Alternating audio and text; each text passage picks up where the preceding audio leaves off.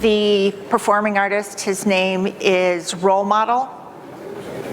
No? You would have loved the walk-up music. Anyway, the walk-up music that didn't play is called Sally.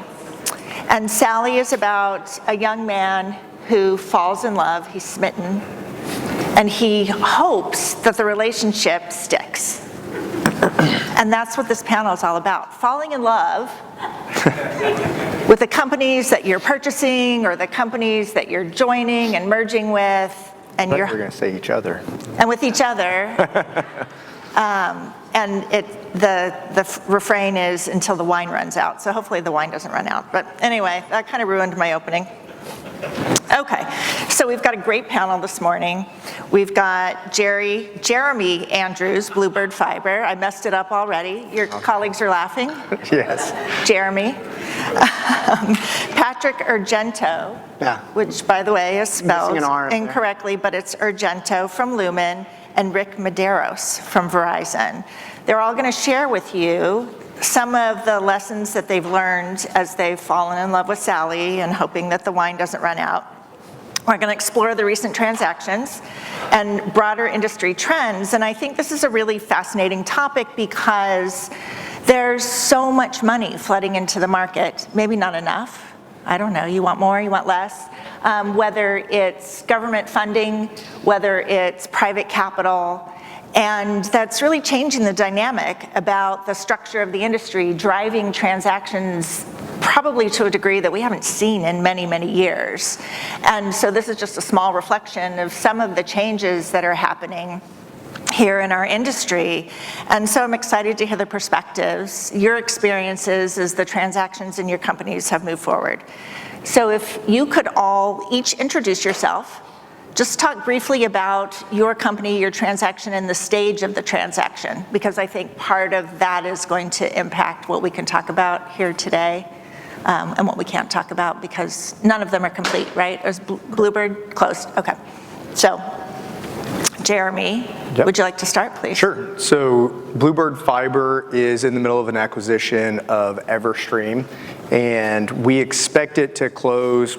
It could have closed in a couple of weeks, but thanks to the government shutdown, we're probably 45 to 60 days away. We've cleared pretty much every major hurdle, so we don't expect any big issues, but there are kind of a few checks and things that the federal government still has to do. And so depending on how long the shutdown lasts, that'll impact our ultimate close date. But right now we're targeting somewhere between kind of early December and late December. So like first to third week of December, again, depending on some variables that are out of our control. When the government comes back. Right. Absolutely, that's impacting all of us today. Thank you.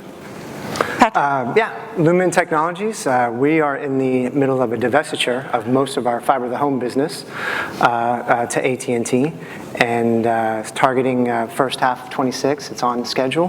Probably a little bit delays for the same reasons that Jeremy mentioned, but should be on track. Excellent. And Rick? All right, Rick Medeiros. I lead sales for Verizon Partner Solutions, which is our wholesale arm.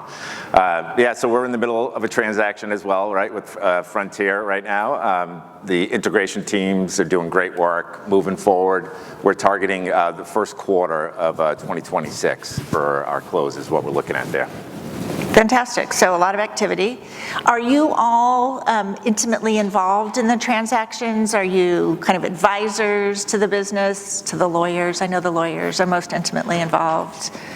I don't know if any of us get to advise lawyers. I think they advise us. Smart. But yeah, at least from the Bluebird perspective, I'm very involved in the integration. Fantastic. A little bit less involved, but working on some transactions for our customers that this will help support. So.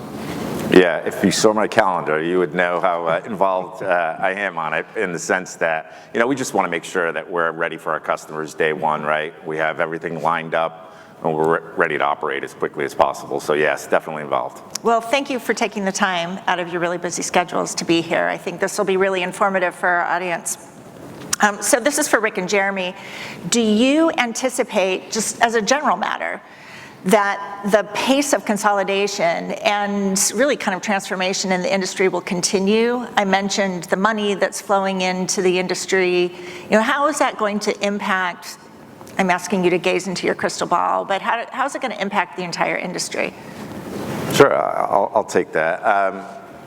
Certainly I think the one constant that we're always dealing with, right, is acquisitions, consolidations, everything that's going on. So yeah, I would assume that it would continue, right? The explosion of bandwidth and what is required out there is obviously a key driver for us with this acquisition, accelerating our fiber expansion strategy, making sure that we're able to meet our customers' demands where they need us to be. So yeah, I 100% expect it to continue. Great.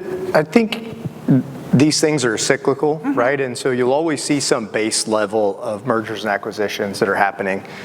We're certainly in a heightened kind of peak right now.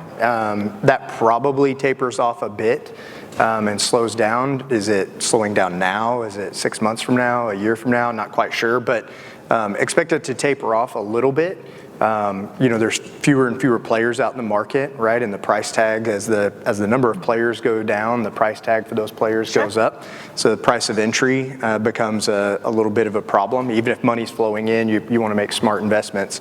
But there'll be another wave, right? We'll get through this one, it'll taper off, and in 3 to 5 years, we'll have another cycle. Well, you touched a little bit on this. What do you think is driving these consolidations, these transactions today? Is it the money that's flowing in? Is it the bigger players want more? We just saw a really great presentation from Unity and their tremendous nationwide map. Is it all of the above? Yeah? Yeah, I just think it's M&A 101, right? I mean, it's about top line growth or bottom line reduction, or both, for the focus of profitability, right? I think part of the question is about connectivity versus. Actually, no, that's a future question. So sorry. Yeah. So that, I mean, that's the primary of it. So for specifically to our company, so we're a little bit interesting, right? So most of it's about acquisitions. Ours is about divestiture. Right.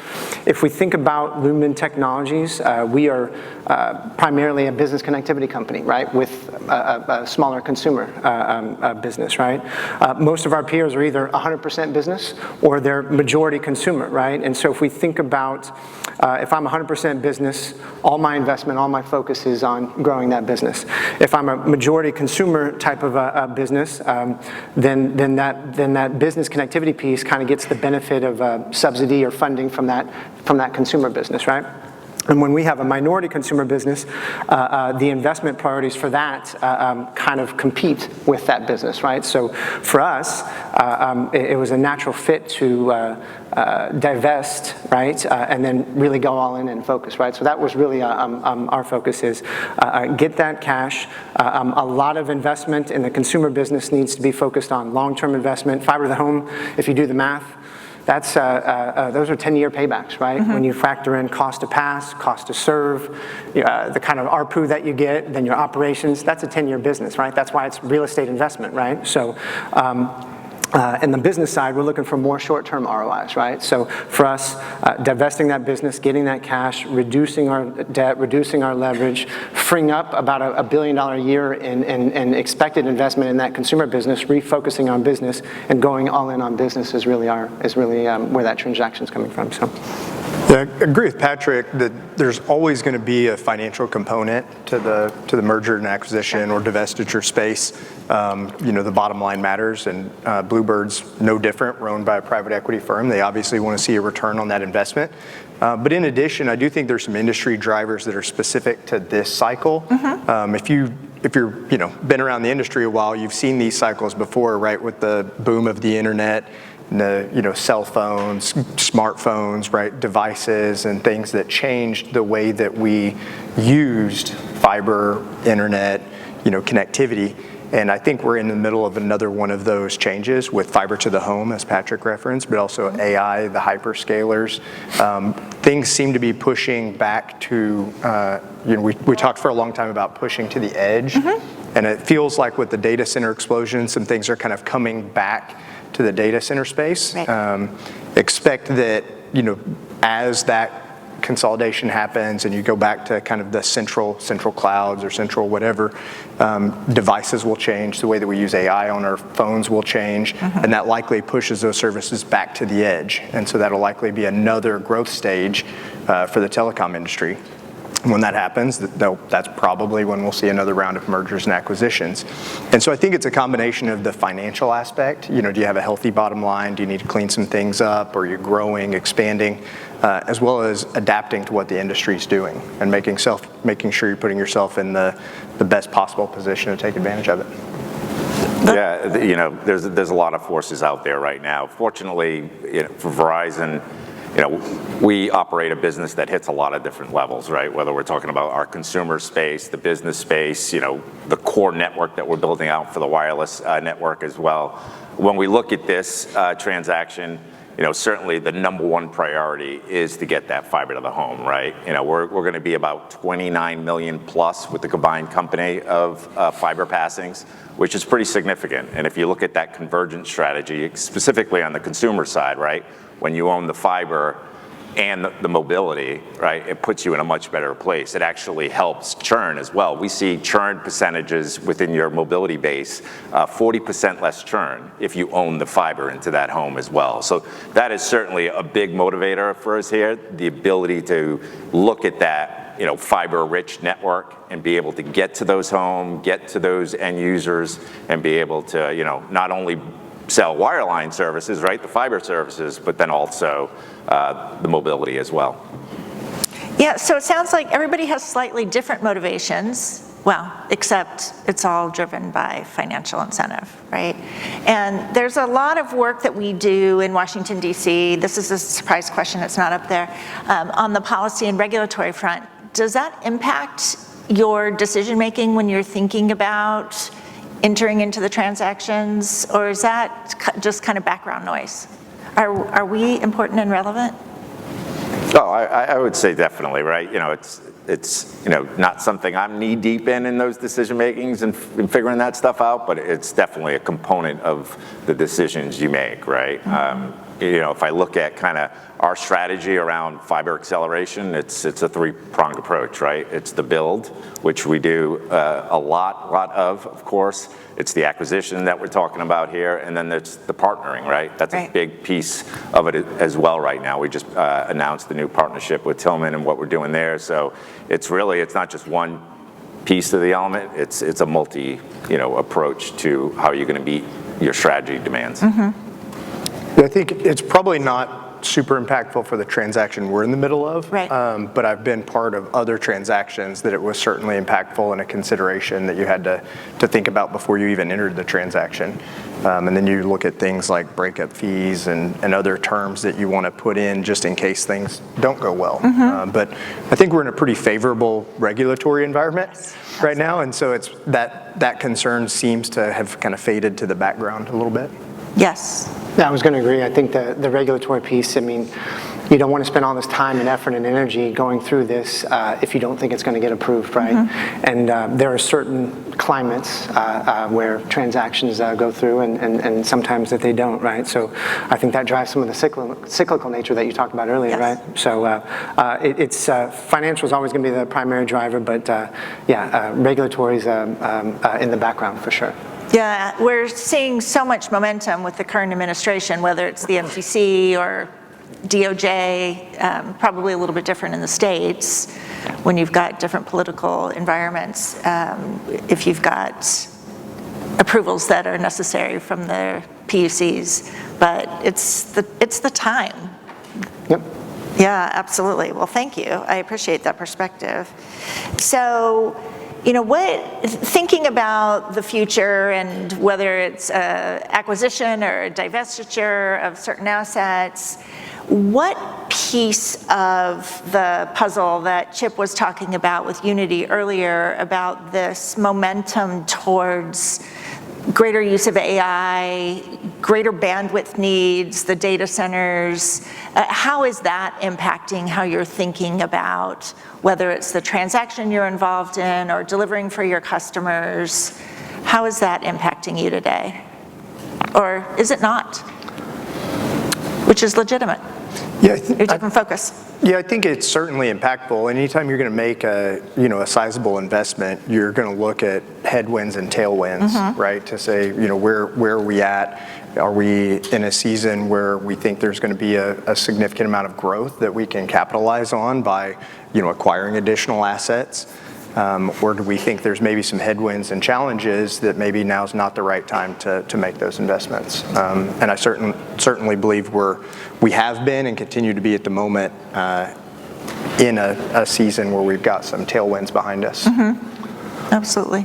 Yeah, for us, it's all about AI, cloud, data centers. That's what this transaction is about, is freeing up capital, freeing up focus, and going all in on that, right? We've got 3 primary goals.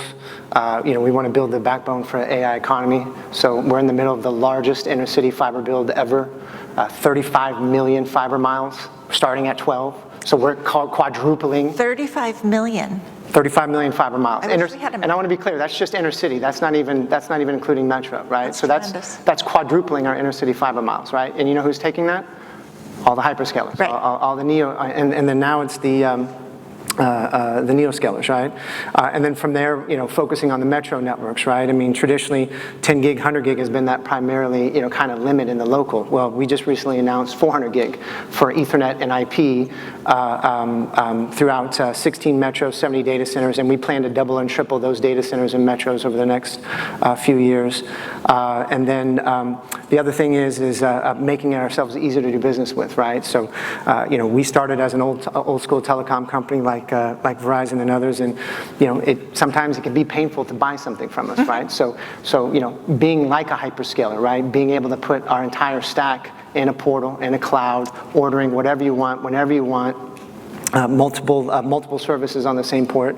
So that's kind of our second pillar. And then our third pillar is we want to build with all this fiber and with all this ease of doing business, be the connected player out there, right? And create an ecosystem of partners. And we think we're a little bit ahead of that. We've had in the last year AWS, Microsoft, Google, Palantir, QTS, Digital Realty have all announced partnerships with our ecosystem, right? So we're a little bit ahead of the curve on that. So for us, it's all about what they talked about previously. It's the cloud, it's AI, it's data centers. So it's really exciting. We're excited. Yeah, for us, it's just continuing to build upon what we've been doing over the last probably about 5 or 6 years now. Luckily, we had the foresight, for our wireless network to actually build out fiber, deep fiber in a lot of different metros. Actually, 69 new markets we went into. We called it our One Fiber build. And the amount of fiber that we put into these metro areas and being able to, scale the wireless network really put us in a good position for what we're encountering now, right? And integrating that network at this point into our metro networks, also providing that long haul services, providing more on-net services as well. It's really got us in a great position because all that work was done over the past 6 years or so, and it's a pretty hefty project, as you can imagine, doing, as everybody knows in this room, right, the type of build. So fortunately, someone had that foresight and certainly was driven by 5G and what we were doing there. But now that we've overbuilt that network, the fiber's in the ground, and it's all about just interconnecting it into our network now. So it's pretty fortuitous. Yeah. I want to find out who that person was. I wish I could say it was my idea to do, but it wasn't. So. Well, you've all touched on this. I don't know if you've kind of extended everything you have to say about it, but it sounds to me like, in addition to wanting to ride the wave of the additional investment that's coming externally, as well as everything that's happening in the AI and data center space, it's about serving your customers. And has it been a big learning curve as the types of customers, Patrick, you've talked about this a little bit, as the types of customers have changed, how do you make those changes internally to be able to continue to meet their needs, whether it's, a one-stop shop to be able to increase or decrease capacity? How have those customer changes impacted you? Well, I mean, the big new customers for us, right, that are driving those billion-dollar deals that we announced are the hyperscalers and neoscalers, right? And so they're primarily taking down infrastructure, right? And so for us, it's just putting on a hard hat and being a construction company for them, right. Really. I mean, that's what it is. And leveraging our conduit assets to be able to deliver 35 million fiber miles in just a few years, right? But then if we take our core customers, right, the ones that have been buying services from us, right, it is about just being easy to do business, right? Doing things that the hyperscalers did in other industries, right? Amazon with shopping, or other things, right? Just being able to do things easily, right? All the content shifting from a cable box to on-demand cloud services. I mean, now I can watch TV on a phone, on an iPad. I mean, kids are watching it in one room, and I mean, everything's been easier, and so it's kind of time for the telcos to kind of catch up, right? It's a little bit harder for us because most of our stuff is very physical, very legacy, very dated, right? Mm-hmm. So it's not like we're coming in new and just starting from scratch. We've got to shift that old into that new world, right? And meet those expectations that have those revolutions that have happened in other industries, right? So. Yeah, absolutely, and it is really different. I spent several years at Google working on the Google Fiber product, so it was kind of the opposite, where we had this intelligent, machine learning, software-driven company trying to do a physical business. Right. And this huge company looked around and thought, this is hard. It's hard to build a network. It's hard to serve customers. You didn't have 40 years of copper before then, right? You just put in brand new fiber to the ground. You didn't have 40 years of copper that you had to deal with before that, right? Absolutely, absolutely. Yeah, I think Bluebird, even after the acquisition of Everstream, we're a regional fiber provider, mm-hmm. right? And for us, the keys to success are really just the 101s, right? So the blocking and tackling. Can we do the little things right, take care of our customers, and go in and disrupt the market, right? And take our unfair share of the market share. And so that's what we're really focused on, is really good customer service, focused on our market, our niche, right? Not trying to be something for everybody, but understanding who we are, which is really a fiber-based, enterprise-focused telecom provider. And so, for us, it's just a matter of executing on that strategy again and again and again as we continue to build a reputation and a brand. Doing a really good job at what you do. Exactly. Absolutely. Rick, do you have any thoughts on that? The hyperscalers or the infrastructure players, they haven't really changed for us. We've been selling to them for a lot of different years in different capacities, of course. But what I would say is their needs have drastically changed, right? We've talked about bandwidth as well as other things. But what our goal needs to be is to give them that full transparency into our assets. Right? So where are we, right? Where is our fiber in the ground? Mm-hmm. And whether you're leveraging APIs so they can, see that level of insight to really truly understand where you can help them solve their business needs. That's a big area for us in making sure that we're as transparent as possible with that. And throughout these transactions, you're all entering into them for different reasons, all that touch on innovation, all that touch on your ability to deliver faster, better for your customers. Is it a difficult process to ensure that your own internal innovation continues to move while you're focused on these transformations in the marketplace? Yeah, 100%, right? You need to be forward-looking, right? You need to be very agile as you're kind of working through your strategy. It's so important just to stay ahead, right? Because catching up is not in any sort of situation anyone can afford to be in. Even the previous panel with the Unity gentleman talking about just the obstacles that you run into, right? Whether you're running out where you can't purchase fiber for X reason, right? Or you're trying to get someone to do certain builds. So you just need to really just stay ahead of it, and you also need to pivot when an opportunity either presents itself or something changes, a different dynamic in the market. Well, great, that's really helpful. So we touched a little bit on the AI, the growth of data centers. Is the energy needs to drive that traffic something that you all think about, or is that really up to the data centers? Is it all one part of the same big process? Power is a huge concern of ours. It right? is. So if you think about all that inner city fiber, right? About every 50 to 100 miles or so, right? You've got to amplify that fiber, right? Now imagine putting 35 million fiber miles in the ground. That's a lot of power needs to make sure that that fiber's lit and that signal goes far, right? So, we're not directly addressing, generation or transmission of power, but we're trying to find ways to use less power for that growth, right? So one way is with our fiber partner, ultra low loss fiber, right? So that just potentially means less amplification sites along that route, right? So if I need 10 amp sites, maybe I can move down to 8. So that's just less power needs along that route. And then we have our optical infrastructure partner that I just saw him walked in the room, figuring out ways to amplify multiple fibers with a single amp. And you crack that nut, right? Now you're significantly reducing the power needed to amplify fiber on a per fiber basis by 75, 87%, somewhere along there. So that's huge, right? So when you're quadrupling the amount of fiber you put in the ground, but at the same time able to take those power needs down by more than that, that's how we're solving that problem through fiber power efficiency, right? So, fantastic. Yeah, I think for us, we're sort of the beneficiaries of the power generation struggles. There certainly are challenges, but most of our markets are right in the heart of Middle America. And you're seeing a lot of the power generation shift to those parts of the country. And so for us, that's one of the tailwinds I was speaking about earlier, is you see these, it's not just the fiber, but where are those investments being made?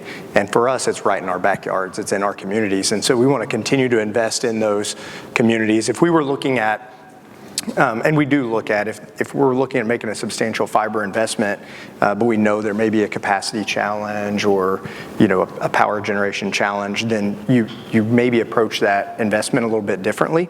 But we've been really fortunate, being primarily based in Missouri, Iowa, now looking at Indiana, Ohio. Those are places where there aren't as many power constraints as maybe some other markets. And so it's certainly a favorable environment for us to continue to expand in. Great. Rick, do you have any thoughts on that? Yeah, I would say certainly how you route your traffic, right? Intelligently routing your traffic obviously can help with resources. There's the cooling aspect of it and the different approaches you can take there.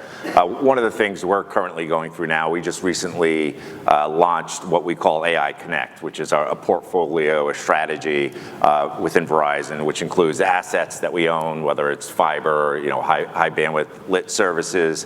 But a big component of it is we're one of the largest real estate providers out there, right? All these central offices that we have, right, that used to have these huge switches in them, which are now much smaller. So we have a lot of space. And what we've been doing over the last 6 or 7 months is retrofitting those central offices and making sure that they have the power and the capability for our partners now to bring that compute closer to the end user, right? Which would certainly help, with just power constraints in general, like in the network. So that's a big initiative for us to help enable, the whole compute and bringing it much closer to the end user, and also leveraging an asset out there, that you previously kind of didn't think about before to be able to drive significant opportunity. That makes a lot of sense, and isn't something that I had thought about. When I first started my career, I was a baby lawyer at the FCC, and we went on some tours of central offices, all full of stuff, racks, servers, lights. Blinking lights, yeah. Very exciting. Not sure what it meant to all of us, but knowing that it can be, those physical assets can be utilized for the next generation of infrastructure is actually really interesting. Yeah. You need to bring the new baby lawyers from the FCC when they come back to work on tours. I think they'd find that really interesting to see, as you know, every part of the network can be used as the ecosystem evolves. That's really interesting. Okay, well, thank you. Thanks for sharing that. We're kind of towards the end of our questions, so I just wanted to ask you, how will you know that your transaction was successful? What are the signals that are the signs you can go to your CEOs and say, we did it, this is what we wanted? Or is it always evolving? You'll be looking for the next move, the next transaction. I can kick it out. You want to? Go for it. All right. I would say, you know, when I think through that, there's really two components. You know, we've talked a lot about the assets, the network with the acquisition and what it's going to bring to our customers. But there is a very important component that we haven't talked about, which is the people, right? Yes, and thank you. That is so valuable, and making sure that we're able to truly integrate the two companies, learn from those individuals can learn from us, understand how we can come together quickly, and be able to deliver the solutions for our customers, right? That is going to be so critical. And then the second component is right back onto the network, right? Making sure that our partners, our customers, can truly understand what assets we have available with the joint company, and ultimately, once again, how we can solve the needs that they're encountering. So I would say it's kind of a two-part piece for us. Right, and during a transaction, you're often really focused on the technology and integrating the networks. And if you don't have a good cultural fit to be able to keep operating, it'd be quite difficult. Patrick?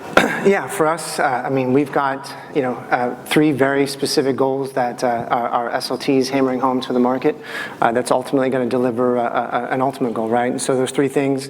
One is this transaction is going to be wildly successful if we deliver those tens of millions of fiber miles to the hyperscalers and the neoscalers, right? I mean, that's the big one. In addition to that, on the physical side, again, I'm taking 400 gig everywhere, right? Not just data centers, but to the customer front door, and then being able to scale up to 800 and 1.6. I mean, we're talking about that and looking at that and testing that already. On the digitization side, right? A customer will be able to go into our portal, click any of our core products in our stack, order it in real time, and it's available to consume immediately, right? Be able to take bandwidth up and down, add features and services on that same physical port, right? So not just buying one thing, but can have 3 or 4 things on that same port. 3, it's about the partners, right? We've created an ecosystem with hundreds of partners plugged in, delivering value that we're not thinking about, that we can't think about, that we can't do by ourselves, right? And then all those things combined, right, is driving the premier business connectivity company that's growing, right? At the end of the day, look at any large legacy business connectivity company. If they're part of an overall company, look at their segment. That segment's declining, right? Mm-hmm. If you look at an individual company, that individual company is in decline, right? So, break that mold. And what we say, one of our Lumen 8 behaviors is bend the curve, right? So bend the curve to growth. So.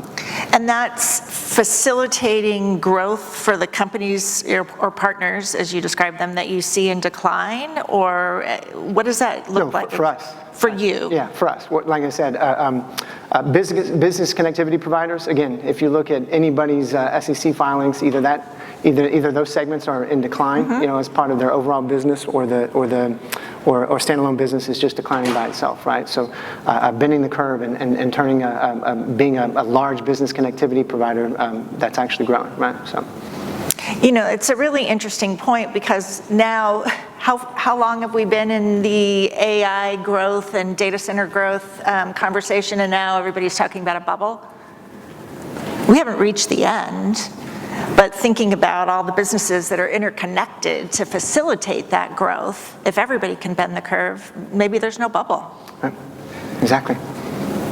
Hopefully. Yeah, thank you. Jeremy? Yeah, I think, for us and measuring success is there's a mixture of tangible and intangible objectives that we're going to be looking at, but it really comes down to kind of three categories. If you think about the people, which is both your internal workforce as well as your customers, and measuring, are you a company that people want to work for, right? Are you a company that people want to do business with, right? And so that's kind of pillar number one.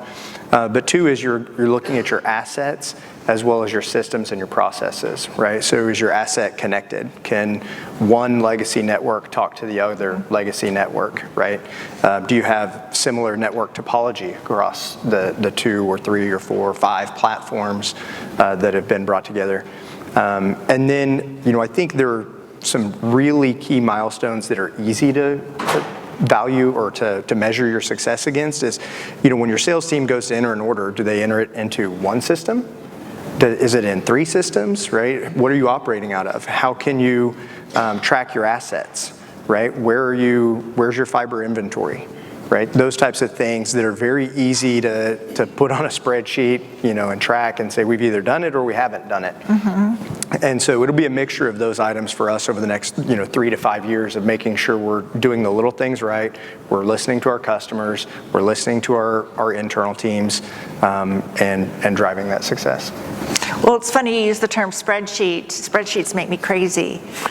Patrick's talked about having the systems in place, so it's actually no longer a spreadsheet. Right. You give your leadership my suggestion, no more spreadsheets. Well, it's a smart sheet now. A smart sheet, a smart sheet. AI did most of it anyway. I know, isn't it amazing? It's really phenomenal. So those are all the questions that I have. I'd like to open up to the audience if anybody has any questions that our panelists may or may not be able to answer given the state of their transaction. No? Yes? I can't see. Chip has a question. Thank you, Chip. Hold on, Chip. Hold on. Define Neo data center, Neo cloud. Yeah, the neoscalers are really these new GPU on-demand kind of services, right? I don't know why my mind is blanking right now. Like a hydro, no, there's Thank you. CoreWeave is arguably the biggest name, but I mean there's a top 10 out there. I don't know why a brain fart right now, but yeah, that's those are the neoscalers, right? So these are companies, think about hyperscalers 10, 20 years ago, right? I mean they were neoscalers, and now they all print more money than the U.S. Treasury each, right? Indeed. So the neoscalers are well onto that path, right? So yeah, it's the GPU as a service providers that are filling in that supply problem that we're having in the AI space, right? Not enough data centers, not enough AI chips, right? So they're coming in, they're buying data centers, they're buying the chips, and they're letting people kind of plug in and lease it versus CapEx it, right? And so they're just taken off. And in some ways for us, I mean, they're already acting like hyperscalers, right? They're already buying like hyperscalers today, right? Even though that their revenues, haven't scaled yet, right? So. Yeah, I talked about the central office space as well as some other real estate assets we have out there, and that's exactly who's interested in it, right? They're standing up these GPU farms, right? Reselling them out there, looking to be as close as possible to the user, right? Rather than far out in the middle of the desert or something like that. Not that they don't do that as well, but that's where we're seeing the most traction and interest. I mean, they're buying anything right now. They are, that's true. You could be out in the middle of nowhere, you could be, you could be in if there was, if you could put space and power into the sewer system, I mean, they'd buy it right now. I mean, it doesn't matter, so. That's our next new category of membership, the sewer systems. Sitting right next to fiber sometimes. Fiber? Yeah. Absolutely. Did I see? This is what it's like to be famous. For network automation, APIs versus AI, are you seeing any kind of trends in the industry in terms of how networks talk to each other? It's both. I mean, it really is. We are going to be API driven, really, to kind of set up that ecosystem, right? But we're going to be using AIs on the back end, especially with our digital twin technology to kind of proactively estimate when things might fail and self-healing and stuff like that. So, I mean, both, right? 50-50, 60-40, I mean, both of them are really important. But APIs for partners to plug in, and then AI to kind of help manage and simplify the network, right? And sometimes make it easier to buy. But yeah, again, self-healing and repair, so. And is it the Amplify, LSO kind of APIs? Is that what you're referring to, or is it the like Lumen published APIs? I sort of missed your first sentence there. The MEF, the LSO API the standards that they've come out with, is that what is driving the APIs, or is this just a published set of APIs that Lumen publishes? The latter. Okay. Thanks. Anyone else? No. Do you all have a last word you want to offer here? Close out the panel? Thank you for your time. I appreciate it. Thank you for coming. That is a great last word. Thank you.